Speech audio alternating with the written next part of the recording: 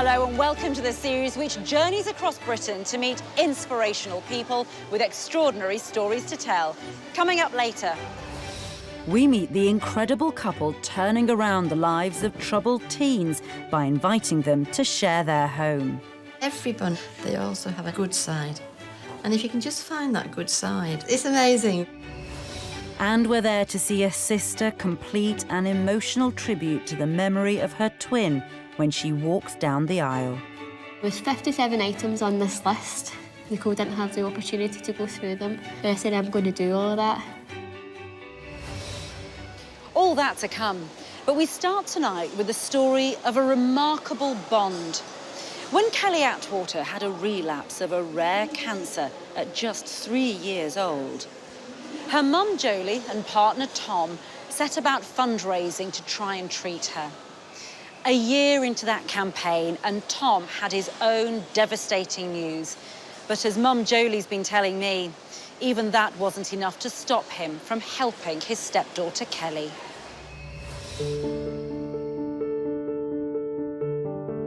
Meet 7-year-old Kelly Attwater. She's a fun-loving bundle of energy, but her early years were filled with some unimaginable challenges. I've come to Wolverhampton to meet Kelly's mum, Jolie, and hear how she's needed strength and courage to get her through the darkest of times. Just take me back to, when you had Kelly. I was 21 when I had Kelly, and she wasn't planned, but it was a nice surprise. I was very happy. When she was just 3 months old, she was diagnosed with neuroblastoma, which is a type of childhood cancer. And what does it feel like for a mum of a tiny little baby to hear that word, cancer? I was absolutely distraught, absolutely. I just thought, that's it, she's going to die. The cancer Kelly had been diagnosed with mostly affects children under 5 and is a tough one to beat. She had to go through chemotherapy and surgery. She was very sick for a long time. We spent quite a lot of time in and out of hospital for the first year or so of her life. Chemotherapy is just awful. It's awful for anyone, but a baby, you can't explain what's happening and why they've got to have it and why they feel so ill every day. But after 12 months of treatment, Kelly was given the all clear, and single mum Jolie started rebuilding their lives together. Then she met 29-year-old Tom. We were just so similar. I think we had very similar tastes in music, similar personalities. We were both quite driven to sort of achieve the things we wanted to achieve in life. And after he met Kelly, oh my God, I think he fell in love with both of us, because him and Kelly were just amazing together, completely inseparable.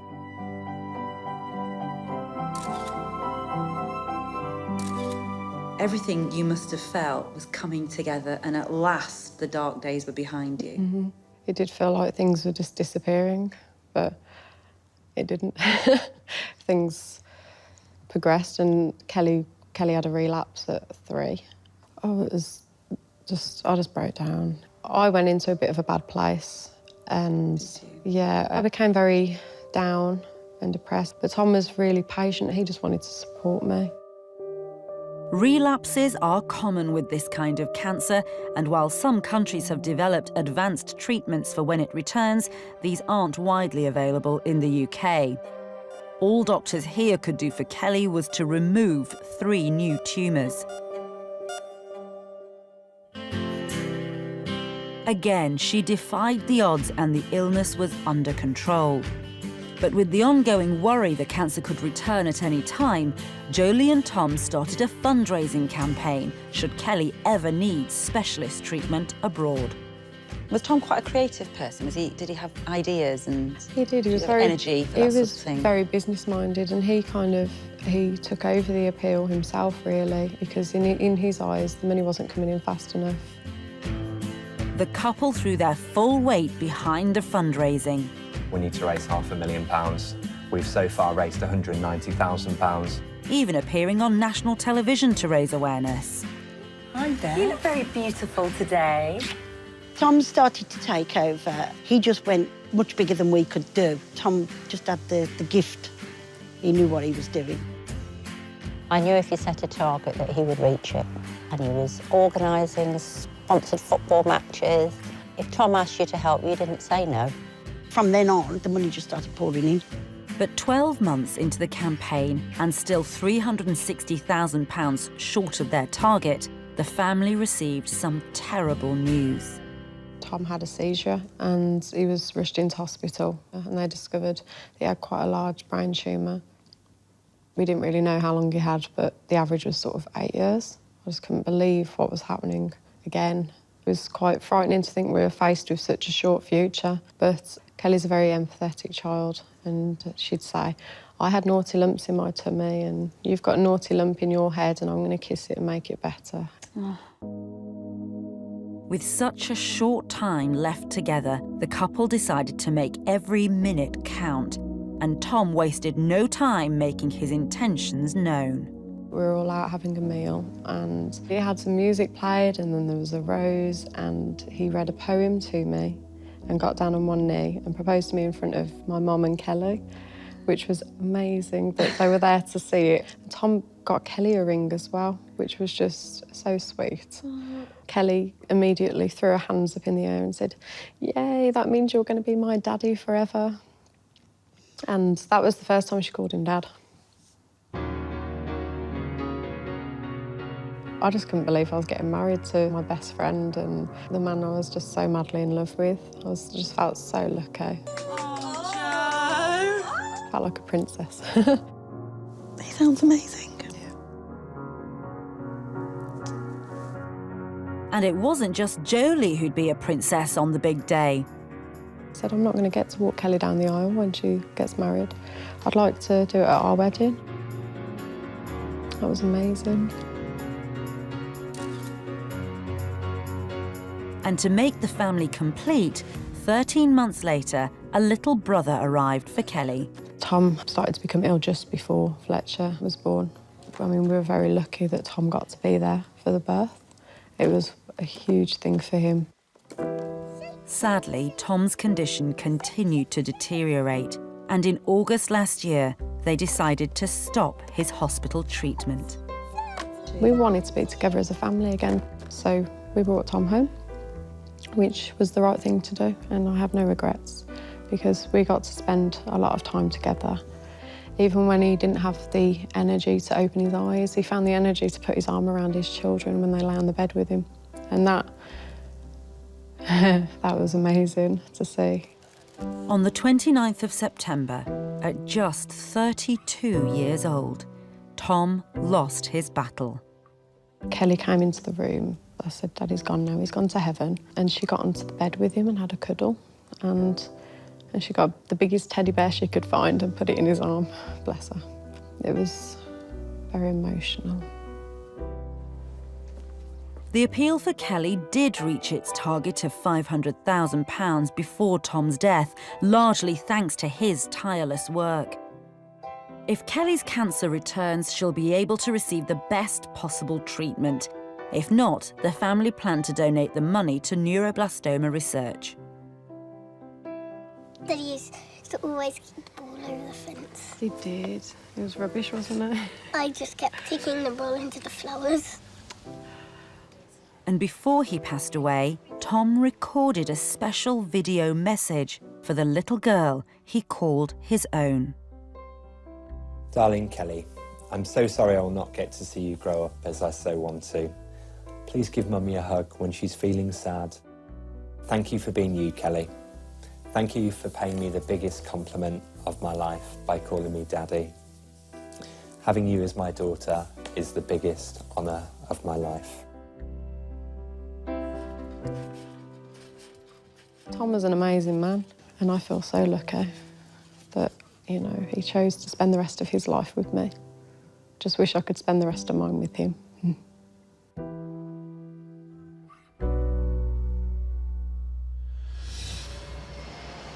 Next, Michael Underwood has been to meet the dedicated couple who've spent almost 40 years helping troubled young people to turn their lives around. And the incredible results have all been achieved by throwing open the doors to their family home. Most couples in their 80s would be finished with work and enjoying their well-earned retirement. Not Terry and Ann Panks, though. They're busier than ever and loving it. What I also need is an apron. Their house is a converted police station in Wythenshawe, Manchester. But it's much more than just that. For more than 3 decades, it's also been a hostel for youngsters with nowhere else to go. Some are there because of problems at home. A few have been in trouble with the law. All are desperate for help. They're all from different circumstances, but I don't think anybody's come from a family home. It's always from a broken home. What we try to do is say, look, this is life, and you can have it just as you want it, really. It's up to you. You choose. With the help of council grants and food donations, Anne and Terry say they have a simple motivation for reaching out. We both felt we'd been brought up in homes which were poor, but were full of love. And we were meeting young people that have never been given the chance to experience love, and you can't give back what you've never had. Yeah. And this is what we try to give back to young people who perhaps never had that. As well as love, what's also on offer here is routine, something which many have never known. And everyone is expected to pull their weight to keep the house running. 17-year-old Bradley is one of the newest arrivals. Anne and Terry have provided him with a place to be during a difficult time in his personal life. So how's your life changed now that you've moved here and you've got your own space? It's just made my life completely better because I did suffer with depression. But when I moved in here, I don't know, it just changed. I don't suffer with it that much no more. What do you think you would have done if this place hadn't existed? I couldn't think what I would do if I didn't move here. They've helped me so much. I do class them as family to me now. Do you know what? I don't want to leave. I like it. Oh, this brings memories back. Bradley's just one of up to 10 troubled youngsters staying with Anne and Terry at any one time. Gosh, goes back a bit, that one, doesn't it? Yeah. After their first marriages broke down and they became a couple, they wanted to create a special place where nobody would ever feel rejected. Look, I'm cuddling you there. You don't get much of that now, do you? Oh, I don't know. We decided that we had so much in common and that we both wanted to do the same thing. So we altered the house to become a hostel. And that's how we started, and that was in 1980. And we got married. And we got married as well, yes, we did. Incredibly, since throwing open their doors 36 years ago, they've now given a home to more than 1,000 young people. How does it feel to have sort of helped get them back on track? I think it's a privilege. Yeah. And you have to be very careful of that privilege. And always respect that they're people in their own right. And if you can just leave them a little bit more able to carry on, that's all you can do. There have, of course, been some difficult and challenging times.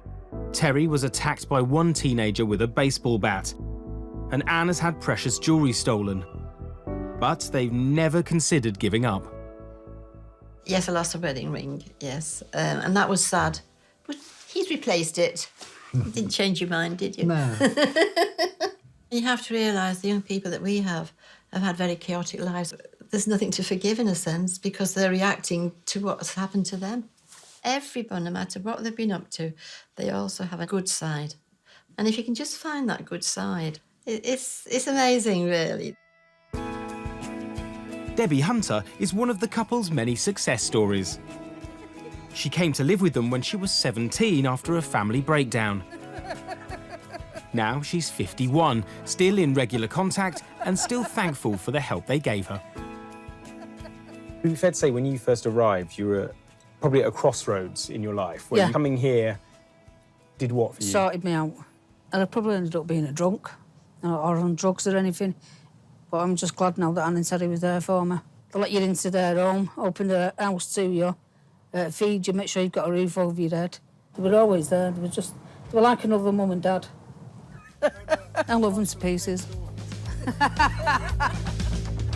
This remarkable couple have devoted their lives to helping others. They know they won't be able to keep going forever, but while they can still make a difference, they plan to carry on. How do you feel about what you've done and the achievements. How does it make you feel? We felt we were put here on this earth with a purpose. We both felt the same thing, and that we've managed to achieve some of that purpose, and we've done our best to do that. And so we just kept going. We're going to carry on, carry on. This is our motto, you see. Just keep going. Well, the sort of commitment that Anne and Terry have shown over the years really deserves some admiration, doesn't it? OK, it's time for a quick break now, but when we return, we'll have the story of the woman who's completed a very personal tribute in memory of her twin sister. We'll see you shortly.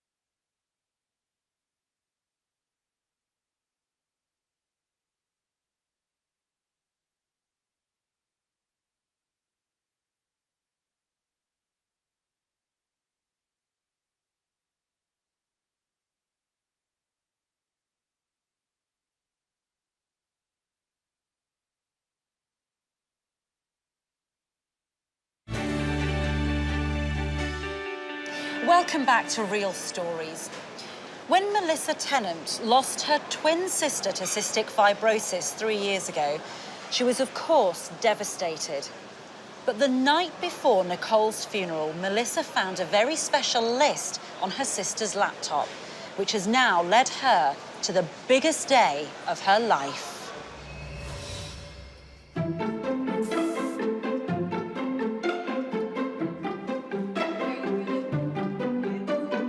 My name is Melissa Tennant. I live in Glasgow and today is my wedding day.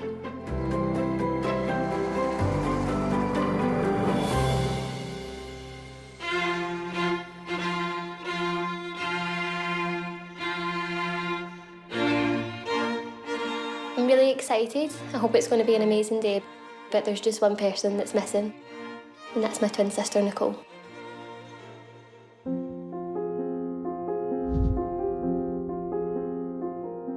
Nicole and I were born in 1991. About 3 months old, she was diagnosed with cystic fibrosis.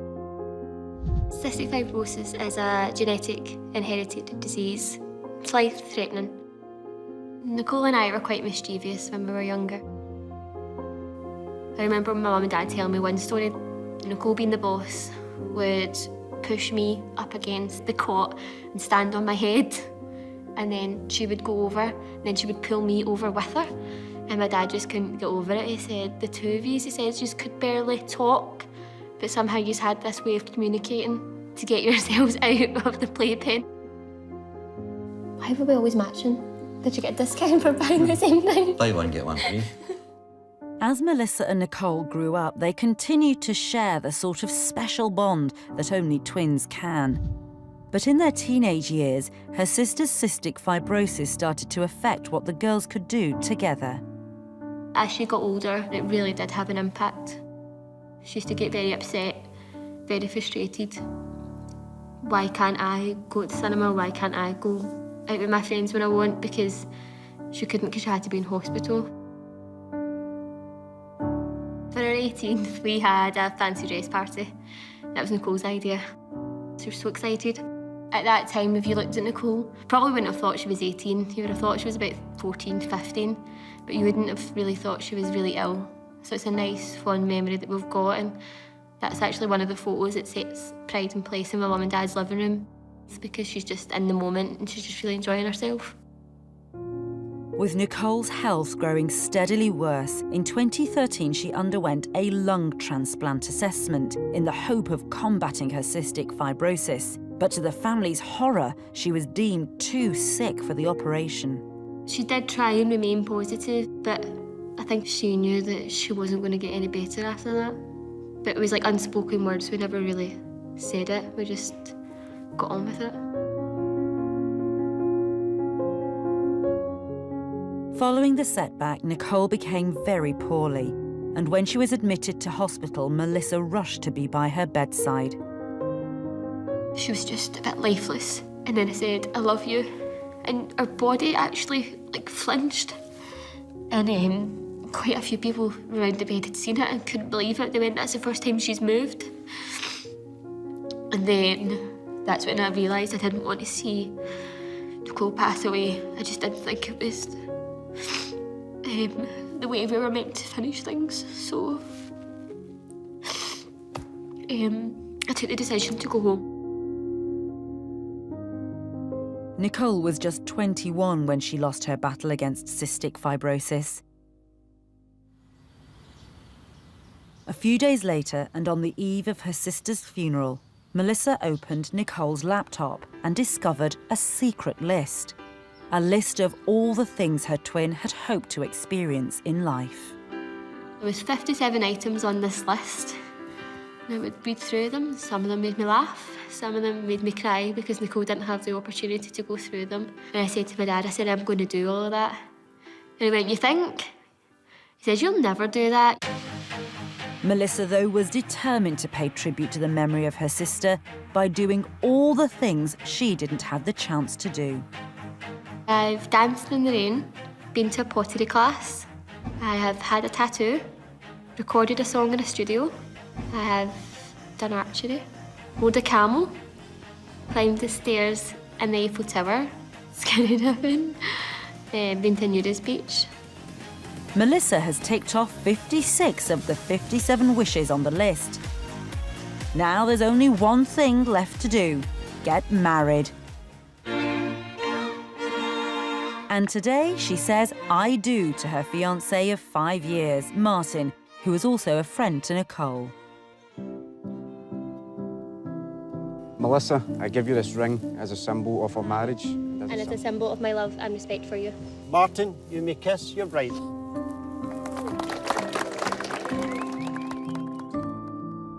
Nicole, you were and still are my everything. I will love you forever. Goodbye. Love, Melissa.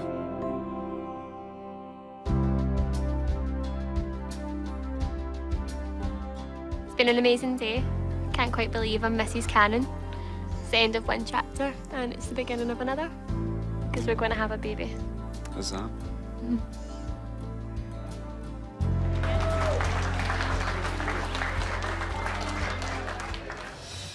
Congratulations to Melissa and Martin from all of us here. Now, if you'd like more information on any of the stories you've seen tonight, please visit our website at itv.com/real stories. Well, that's it from Michael and me for this series. I hope you've enjoyed it. Goodbye.